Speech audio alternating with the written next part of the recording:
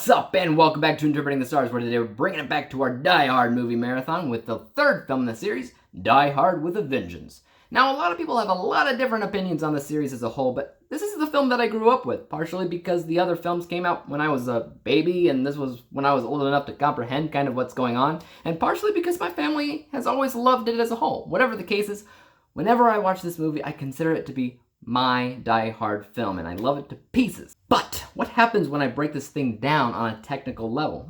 I don't know. But if you're done preening, we can get cracking. This review is brought to you by the word of the day, preen. To dress or smooth oneself up, aka primp, aka the prideful preteen preened for popularity at the prom. Die Hard with a Vengeance takes John McClane out of a skyscraper and out of an airport and plops him down in his home turf, all of New York, when a new terrorist who calls himself Simon shows up wanting to play a dangerous game of Simon Says, and he's targeting John McClane for some personal vendetta. Meanwhile, Samuel L. Jackson plays Zeus, a man that is unfortunately pulled into the same game of Simon Says when he saves McClane's life.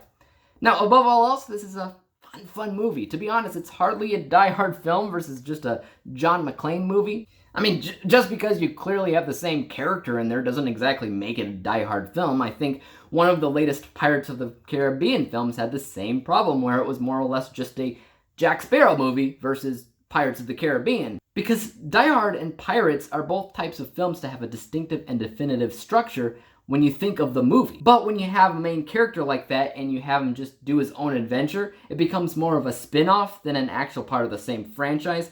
But I digress, because it's no longer one man against all odds. It's at least two, and that's if you don't count the countless cops in the movie who are definitely contributing to the plot as well. Heck, it also doesn't even have any other actor from the other films either. It's just McClane, that's it. Now, that's not really a complaint. It's more of an acknowledgement more than anything, because I obviously do love it for whatever reason, and I think I love it because of the unbelievably amazing chemistry between Bruce Willis and Samuel L. Jackson, who have obviously worked together in the past and since then. I mean, it completely becomes an afterthought that this is David Dunn and Mr. Glass from Unbreakable, and to me, that's just nuts. Anyways, I want to talk about Samuel L. Jackson's character Zeus for a second, which I thought the creation of his character was a flippin' stroke of genius. Just creating a partner for McClane really helped his character bounce quips off of somebody, which just made it that much funnier.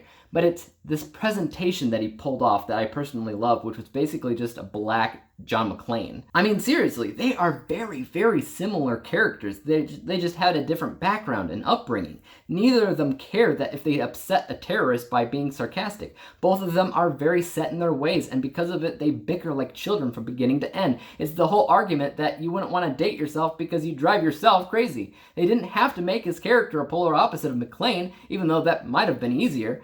All they had to do was have him act just like McClane. And heck, Samuel L. Jackson was the great choice because all they had to have him do is basically act like himself.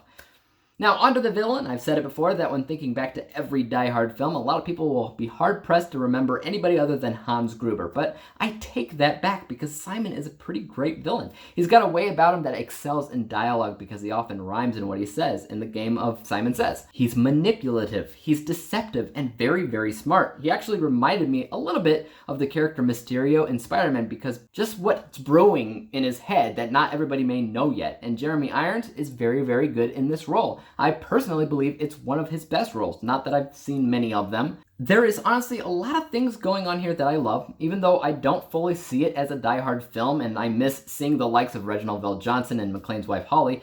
I also welcome the change because it offered the series an open window as to what else they can do. There's only so many times that you can have McClane run into the same thing. Heck, even McClane himself wonders how the same thing can happen to the same guy twice in the second film. And it's interesting. They reference things that happened in the first film. But as far as I could tell, there wasn't any real reference to the things that happened in Die Hard 2. I don't know. All I know is that I'm sad to hear that Zeus is only in this one. That Samuel L. Jackson doesn't reprise his role in any of the other Die Hard films. And because he really livened the series up, in my opinion. Let's take a look at the final score for a minute. In general, everything in my scoring is incredibly similar to the first Die Hard film for different reasons. So it excels both in its technical areas and areas of entertainment. My unbiased score is 82%, which clearly shows that they had a lot of great things going on for them, and my biased score is 92% because I really do love this film for what it is. When we average the two scores together, we get a final score of 87%, 87 out of 100 possible stars, granting Die Hard 3 with a letter grade of B+. Just like the first Die Hard, which I have scored only 2% higher. And truthfully, I think the main reason the first Die Hard film is rated higher at this point is just because it's so iconic, and that iconic classic feeling you get while watching definitely stands out. But I would argue that Die Hard 3 is more fun, and I love Sam Jackson's addition to the cast. Take that as you will, and tell me your thoughts of Die Hard with a Vengeance in the comments down below. What do you think about it? Do you think it's as fun as I've always seen it, or do you think it's a film that has taken a step back from what made the others so good? I'd like to hear your thoughts below. As for YouTube, you know what to do. Hit the subscribe button if you like this review, because there's more like it coming out. Hit the thumbs up button, because that always helps out my channel. And don't forget about the little bell icon, because that'll help notify you when I come out with my next review. And until then, peace out!